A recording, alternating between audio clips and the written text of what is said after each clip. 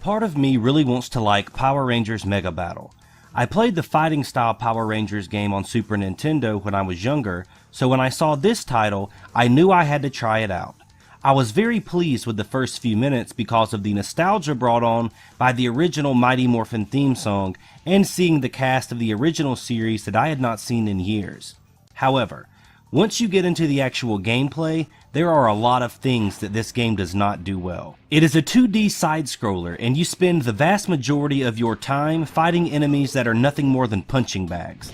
They aren't really dangerous, but it takes a lot of time and effort to take them down. There are also many bugs. If you do not line up perfectly in front of your enemies, you will find yourself swinging at the air, which is really annoying because the character movement in this game is mediocre at best. You can block your enemies' attacks, but another bug is in the response time that it takes to get your guard up before you are attacked again. The frame rate feels really low, and you can literally see the game briefly lag at times, which can be very frustrating because there is a bug that freezes your character after you do a combo until you release the analog stick. All of these minor problems combine to take away from the game's ability to present reliable and constantly entertaining battles. Every level works mostly the same way. You enter an area, defeat a few lesser powered enemies, move to the next area, defeat a few more powerful enemies, and do that over and over until you reach the final boss of the level.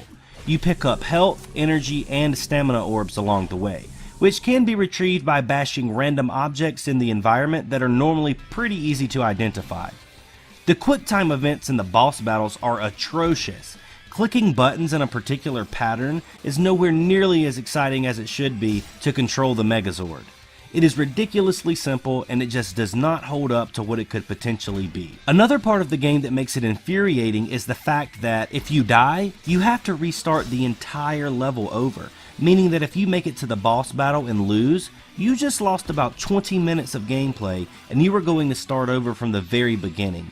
Checkpoints would solve this problem easily, and I don't know why they aren't already there. I was also disappointed that there is no PvP here. Everything in this game is player versus enemy, which is fine for the story mode, but I would love to be able to fight other people online. Multiplayer was a huge part of the older games from this series, and I can't wrap my head around why they couldn't at least incorporate local multiplayer to give people the chance to relive their childhood by beating down their friend with their favorite ranger. So I have established a lot of negatives, but I must say, this stayed true to the original characters, and it really does a good job of bringing the original Power Rangers series back to life. The theme song alone is enough to make me excited for a few minutes, and each of the Rangers do have their own unique personalities and talents that match exactly with the way that the show was. Once you get past all of the bugs and glitches, you can have a decent time fighting the tougher enemies in the game as well.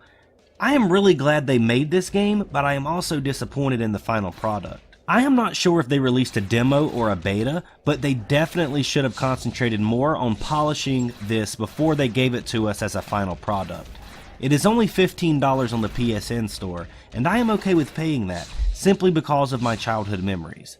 If you weren't a Power Rangers fan during the 90s, don't buy this, but if you want a few hours of nostalgia, it is worth a buy. Well, that is Power Rangers Mega Battle. If you liked it, leave a like. If you like me, subscribe. See you on the next one.